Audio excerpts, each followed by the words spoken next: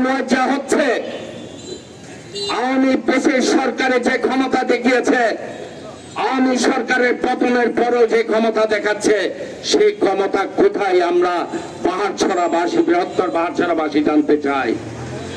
সম্মানিত জনগণের উদ্দেশ্যে বলতে চাই, পুলিশ প্রশাসনের কাছে গিয়েছিলাম আমরা দোসর আনোয়ারের বিরুদ্ধে কথা বলার জন্য, ডকুমেন্ট দেখিয়েছি।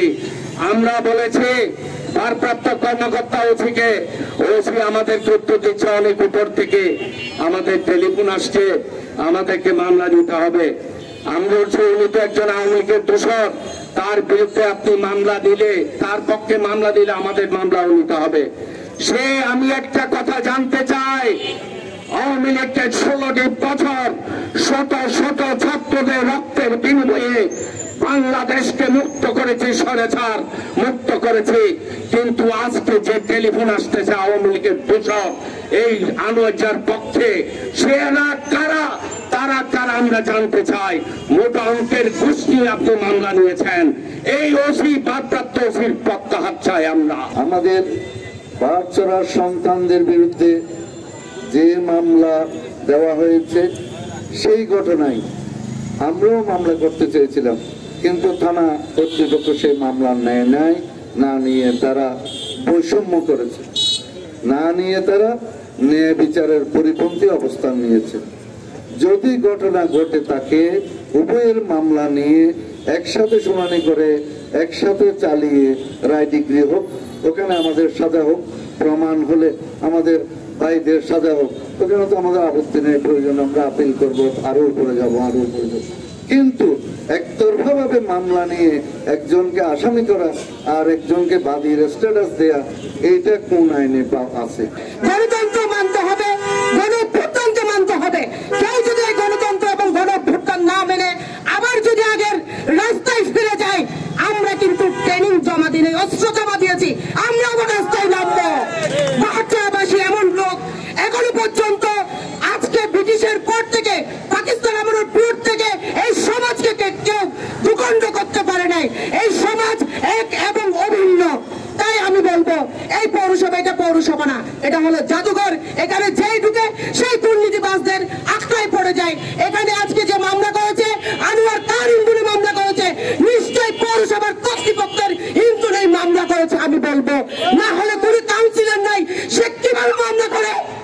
মামলা যদি নিতে হয় তাহলে দুই পক্ষের মামলা নিতে হবে। সেই মেয়রের সাথে তার অনেক গহরম মহরম ছিল, সে সুযোগ ব্যবহার করে আমার কক্সবাজারের প্রতিষ্ঠিত তিনটি পরিবারের, সুনামধন্য পরিবারের সূর্য সন্তানদের বিরুদ্ধে আজকে মামলা করেছে। আমাদের বোধগম্য হয় না কি উপরের ইশারায়, কি কার ইন্ধনে আজকে এখনো আওয়ামী লীগের তারা এখানে কক্সবাজারে মামলা করার সুযোগ পায়। কক্সবাজারটা যাতে আবারও অশান্ত না হয়, এই কক্সবাজারটা শান্ত থাকুক। কেউ মামলা দিলে নিতে হবে, সেটি কিন্তু নিয়ম না। সে মামলা আগে তদন্ত করে দেখে তারপর মামলাতে এন্ট্রি করতে হয়, কিন্তু ওরা মামলা নিয়েছেন। এবং আমরা দেখেছি কক্সবাজারে রোহিঙ্গাদের, এখানে রোহিঙ্গাদের প্রাধান্য চলতেছে। বাইরে থেকে এসে স্থানীয় ছেলেদের বিরুদ্ধে মামলা দিয়া বাইরে থেকে সেখানে ব্যবসা জাহির করে, এটি কক্সবাজার চলতে দেওয়া হবে না। স্যার হারুন আর জাহেদের বিরুদ্ধে যে মামলা হয়েছে, আমি বলতে চাই, আমার কক্সবাজারের জনগণকে বলতে চাই, তারা তিনজন হচ্ছে একদম সফল ব্যবসায়ী এবং সৎ ব্যবসায়ী।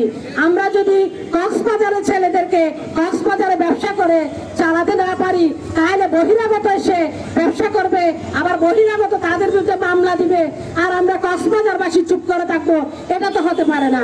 তাই আমি অনুরোধ করব, আমাদের 72 সন্তান ঠিক আছে, কিন্তু আমি কক্সবাজার পৌরসভার 12টি ওয়ার্ডের জনগণকে অনুরোধ করব, কক্সবাজারের সন্তানদেরকে আপনারা বাঁচান, কক্সবাজারের সৎ সন্তানদের পাশে আপনারা দাঁড়ান। আমরা বলবো এই মিথ্যা মামলা প্রত্যাহার করতে হবে। প্রশাসনকে বলবো আপনারা সঠিক যাচাই বাছাইয়ের মাধ্যমে এই মিথ্যা মামলা প্রত্যাহার করে নেবেন।